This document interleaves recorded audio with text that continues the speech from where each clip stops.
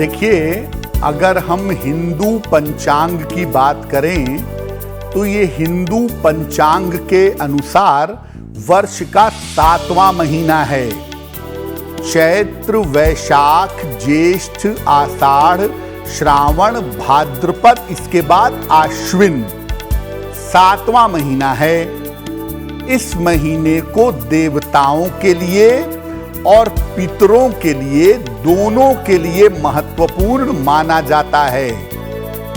इस महीने से सूर्य धीरे धीरे और भी कमजोर होने शुरू हो जाते हैं। शनि का और तमस का, निगेटिविटी का प्रभाव बढ़ता जाता है। इस महीने में भी शुभ कार्य करने की मनाही होती है, क्योंकि ये भी चातुर्मास के अंतर्गत आता है। आश्विन कहते क्यों हैं इसको? आश्विन महीना वो है जिसकी पूर्णिमा तिथि पर अश्विनी नक्षत्र आता है। अश्विनी नक्षत्र से संबंध होने की वजह से इस महीने का नाम आश्विन है। और आश्विन में एक और खास बात है। अश्विनी का मतलब अश्विनी कुमार भी हैं, जो देवताओं के वैद्य हैं, डॉक्टर हैं। इसीलिए ये महीना स्वास्थ्य के दृष्टिकोण से, स्वास्थ्य को अच्छा करने के दृष्टिकोण से बड़ा मूल्यवान माना जाता है। और इस बार आश्विन का महीना 30 सितंबर से लेकर के 28 अक्टूबर तक रहेगा। तो इस समय में आश्विन के जो नियम हैं, जो पूजा उपासना है, जो खान पान की सावधानियां हैं, उन सब का पालन किया जाएगा। देखिए, अगर हम आश्विन महीने की बात करें तो आश्विन का महीना या सामान्यतः जितने भी हिंदू महीने होते हैं वो 2 भागों में बटे हुए हैं। कृष्ण पक्ष को पितृपक्ष कहा जाता है।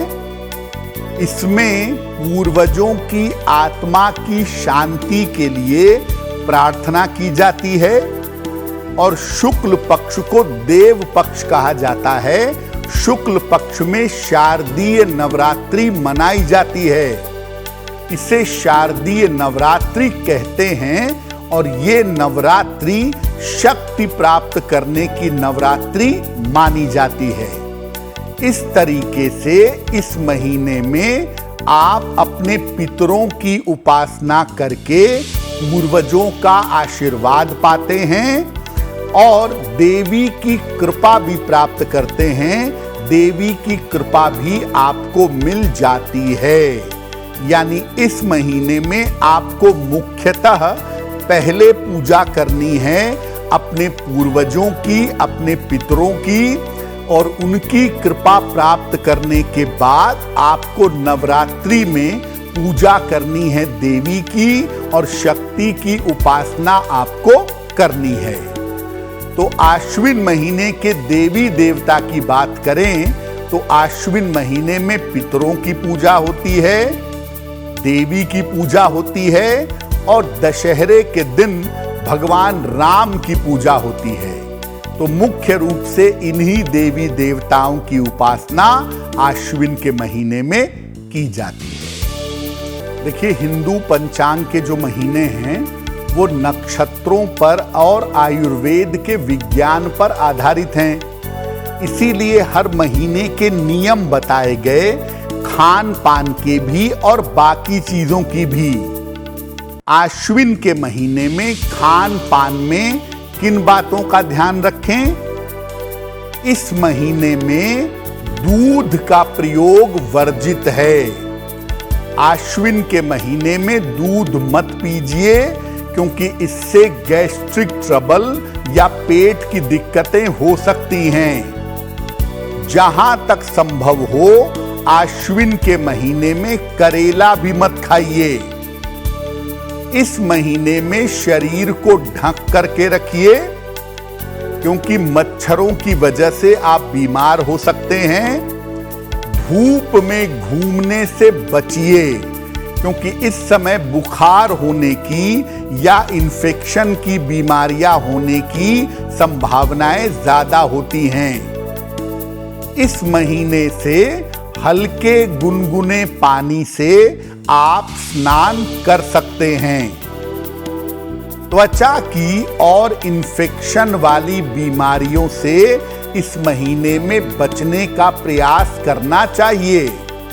तो एक तो रोज गुनगुने पानी से स्नान करें, अपने शरीर को ढक करके रखें, बाहर की चीजें कम खाएं या मत खाएं, खुली जगहों पर पार्क में, बागीचे में, जंगल में मत घूमें, नहीं तो आप इन्फेक्शन के शिकार हो सकते हैं। इस बात का ध्यान आपको इस महीने में बनाए रखना है।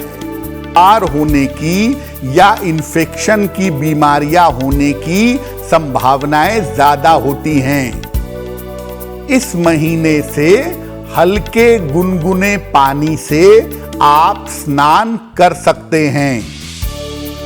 त्वचा की और इन्फेक्शन वाली बीमारियों से इस महीने में बचने का प्रयास करना चाहिए।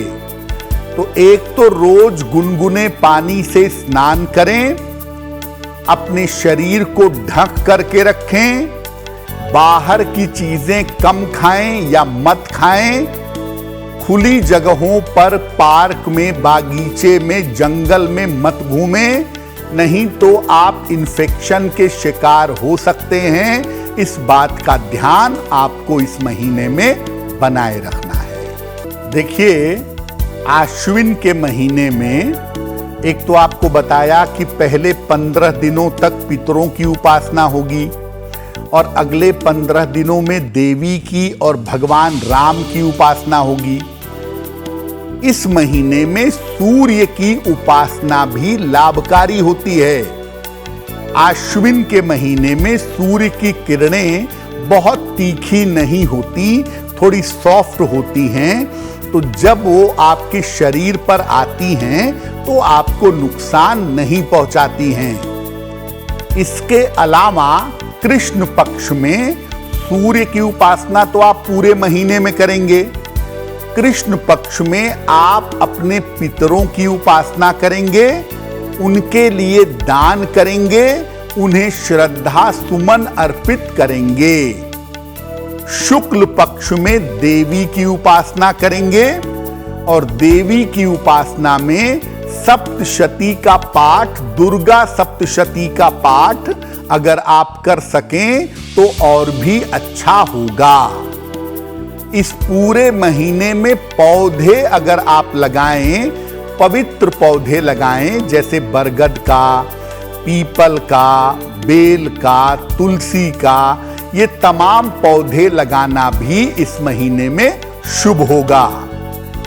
आश्विन के महीने में मैं आपको अलग से सलाह दूंगा कि अगर आपको ऐसा लगता है कि कोई अज्ञात बाधा है आपके जीवन में, या कोई शाप है, या कोई बड़ा दोष है, तो आश्विन के महीने में आप अपने पूर्वजों के समक्ष उनकी आत्मा की शांति के लिए भगवत गीता का पाठ करिएगा। इससे आपके पूर्वजों की आत्मा को शांति मिलेगी और आपके पूर्वजों का आशीर्वाद आपको प्राप्त होगा।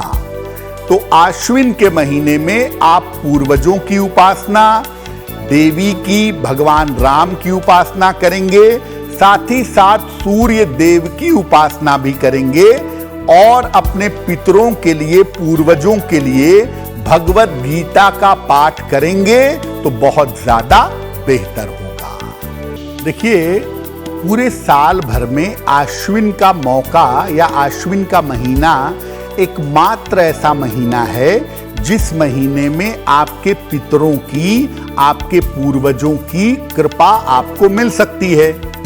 अब अगर आश्विन के महीने में आप ऐसा कर दें कि अपने पितरों को, अपने पूर्वजों को प्रसन्न करें और उनका आशीर्वाद प्राप्त करें, तो आपके जीवन की किसी भी तरह की बाधा को आप दूर कर सकते हैं। और उनकी कृपा प्राप्त करने का तरीका ये है कि आप निर्धनों को भोजन कराएं या खाने पीने की चीजों का दान करें, पशुओं को चारा खिलाएं, पक्षियों को दाना डालें और चींटियों को आटा डालें। अगर पितृपक्ष में आप पूरे 15-16 दिन ऐसा करते हैं तो जैसे ही पितृपक्ष समाप्त होगा आप ये देख पाएंगे कि आपके जीवन की बाधाएं दूर होनी शुरू हो गई हैं। अगर आप ऐसा करते हैं तो आपके जीवन की किसी भी तरह की ज्ञात अज्ञात बाधा दूर हो जाएगी। एस्ट्रो तक ऐप पर आपको मिलेगा भविष्य से जुड़े हर सवाल का जवाब। डाउनलोड कीजिए एस्ट्रो तक ऐप और चुटकी में जुड़िए इंडिया के बेस्ट एस्ट्रोलॉजर से।